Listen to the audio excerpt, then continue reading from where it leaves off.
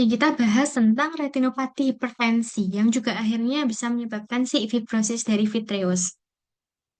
Nah, retinopati hipertensi ini dia tuh biasanya cenderung ditemukannya tuh insidental gitu. Jadi nggak yang rutin ditemukan di screening. Beda sama diabetes mellitus. Diabetes mellitus itu ada efeknya untuk ke retina itu tuh cepat. Jadi ketika seseorang nih, misal dia baru pertama kali tahu diabetes di usia 60 tahun. Karena sebelum-sebelumnya dia nggak pernah periksa. Sehingga pasiennya ini, dan juga dokternya kan nggak tahu sebenarnya pasiennya ini tuh DM tuh udah berapa lama, udah berapa tahun. Nah, makanya dokter bisa merefer pasien yang walaupun baru pertama kali terdiagnosis DM ke SPM. Tujuannya supaya untuk melihat apakah sudah menyebabkan komplikasi dari diabetes mellitus gitu. Nah, nanti evaluasinya bisa tiap tahun dicek pakai fundoskopi. Atau pada pasien yang DDM-nya udah lama, misalkan 5 tahun, itu juga bisa dicek fundoskopi gitu. Nah, sedangkan untuk retinopati hipertensi ini, itu biasanya tuh keluhannya tuh jarang disadari sama pasien. Jadi, dokter jantungnya mungkin juga untuk merujuk ke SPM-nya juga baru akan dirujuk kalau misalkan pasiennya udah ada gejala. Karena emang seringkali retinohipertensi ini asimptomatik gitu. Nah, nanti kalau udah ada gejala, misalkan pandangan kabur, nah ini bisa dirujuk ke SPM untuk melihat udah adakah komplikasi retinopati hipertensi pada pasien gitu.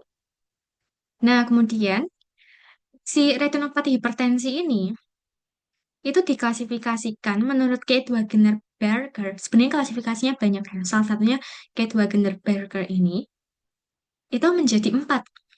Yang pertama, kelainan vaskularnya itu belum ada. Kita masih lihat, oh ya udah masih fine-fine aja kok.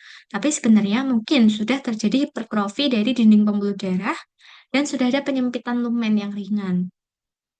Nanti stage 2 itu sudah ada perubahan refleks aksial dari arteriol. Jadi nanti akan ada tampakan copper wire dan juga silver wire gitu. Nah, copper wire itu yang mana? Copper itu kan tembaga ya. Ya udah kita lihat aja pembuluh darah yang warnanya itu seperti tembaga. Nih, atau kita lihat silver wire nih ya, silver wire. Nah, di sini tuh ada tampakan aveniking ya. Aveniking itu apa? Aveniking itu pembuluh darah antara arteri dan vena ini tuh crossing gitu. Jadi dia kayak crossing nih. Nah, ini yang disebut dengan aveniking. Kemudian di derajat 3 ini adalah derajat 2 yang ditambah dengan arteriospasma, edema retina, eksudat pendarahan flame shape, dan juga eksudat sekitar makula atau star shape figure.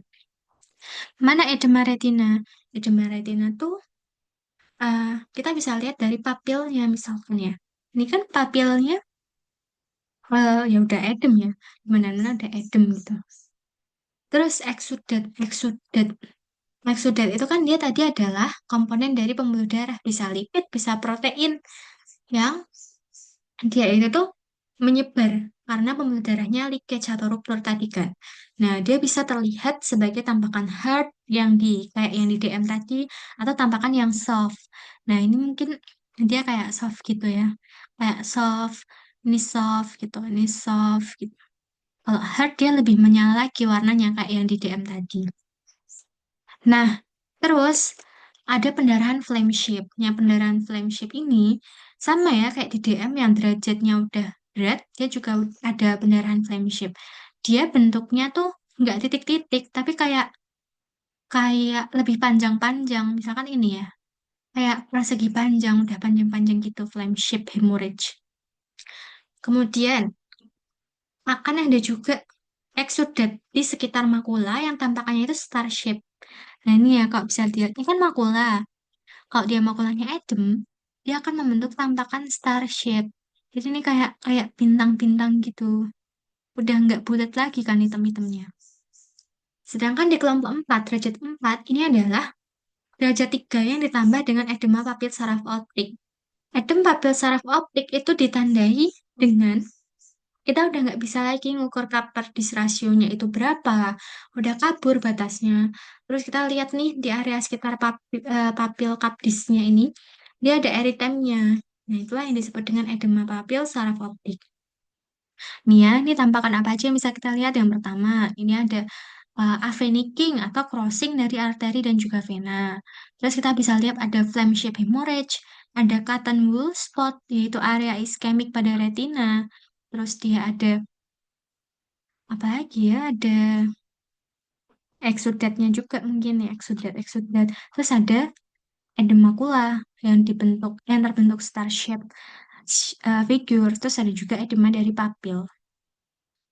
Nah, kemudian kalau gejala klinisnya ini tadi pasiennya tuh nggak khas gitu. Biasanya dia ya udah gitu nggak ngerasa gimana-gimana. Sampai suatu saat dia merasa kok pandangannya kabur ya.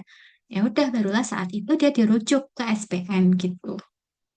Atau misalkan pasiennya lagi periksa mata aja gitu.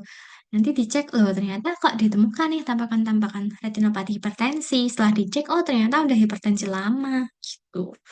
Nah, diagnosis bandingnya bisa retinopati DM atau kelainan hematologi. Tata laksananya tentu aja hipertensinya diatasi, terus dirujuk kalau misalkan udah ada edema papil ini. Dan juga diberikan anti-VEGF, vascular endothelial growth factor, biar neovaskularisasinya itu diblok supaya nggak mudah ruptur. Terutama kalau udah terjadi edema makula dan ada neovaskularisasi di sekitar-sekitarnya.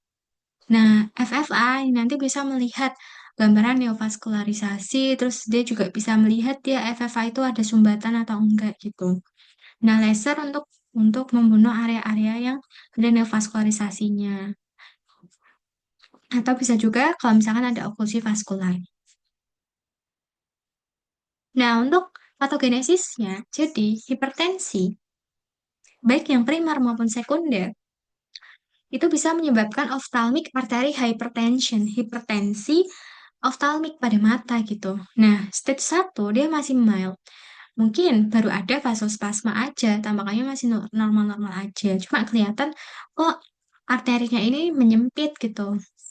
Terus misalnya dari yang perbandingannya 2:3, dia jadi kayak 2:3 lagi gitu. Terus vascular tortuosity. Terus yang stage 2 moderate. Moderate ini bisa jadi udah ada aterosklerosis dan juga hyalinisasi. Sehingga nanti membran arterinya itu akan menebal dan nanti akan terlihat copper wire gitu.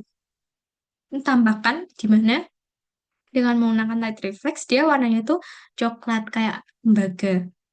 Terus penebalan dari dinding arteri atau sklerotik thickening itu tadi juga bisa mengkompresi vena yang ada di sekitarnya. Makanya tadi akan ada tampakan avenicking atau kayak cross gitu loh antara arteri sama venanya. Yang ternyata mereka itu tuh saling mengompresi gitu. Arterinya mengkompresi si vena. Kemudian kalau dia udah di severe atau eksudatif, si blood retinal barrier-nya ini kan dia breakdown ya, dia tear. Dia menyebabkan terjadinya blood hemorrhage pada bagian inner retina. Atau kalau udah kena superficial layer, dia bisa menyebabkan flame hemorrhage. Sehingga kalau dia pemutarannya leakage, serum protein dan lipid yang ada di situ akan keluar dengan tampakan putih atau area kuning dengan batas yang tegas. Itulah yang dinamakan yellow heart exudate. Nah, lama-lama oklusi dari terminal arteri retina atau mungkin area iskemik akibat pembuluh pecah tadi itu bisa menyebabkan tampakan iskemik yang tampak sebagai cotton wool spot. Kemudian, kalau udah stage 4 yang maligna ini, hiperpigmentasi yang ada di area hipopigmentasi karena si retinal pigment epitheliumnya ini tuh clumping di sekitar area yang atrofi pada koroid. Ini disebut Elschnig spots. Kemudian, iskemi di optik disc arteriole dapat menyebabkan edem dari optic nerve-nya. Nah, nanti sehingga batasnya edema papil, itu batasnya tuh jadi nggak tegas, blurred these margins. Akhirnya, kalau misalkan arteri atau neovaskularisasi di sekitar optik disc-nya tadi, dia leakage, terjadilah hemorrhage dan juga edema dari papil. Namanya papil edema. Nah, kondisi ini yang stage 2 sampai 4 ini bisa menyebabkan ablasio retina, pendarahan vitreous dan juga CRVO atau ARVO ya, Central Retinal Vein Occlusion atau Central Retinal Artery Occlusion gitu. Nah, itu untuk hipertensi dari retinopati. Nanti untuk penyebab lain kita bahas di video yang lainnya.